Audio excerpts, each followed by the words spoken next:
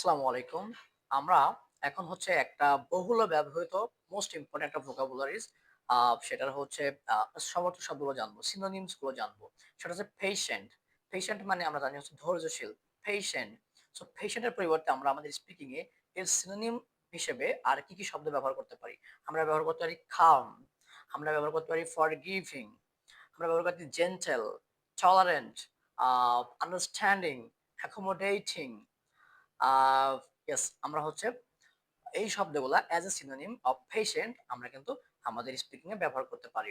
যেখানে আমরা পেশেন্ট বলবো সেখানে আমরা বলতে পারি আন্ডারস্ট্যান্ডিং, অ্যাকোমোডেটিং, রাইট? ফরগিভিং, তারপরে হচ্ছে আমরা বলতে পারি যে gentle, calm, etcetera, etcetera. So that is how actually we have to improve, we have to increase our vocabularies, we have to enhance our vocabularies, and ultimately our language will be enhanced, inshallah. Bye bye.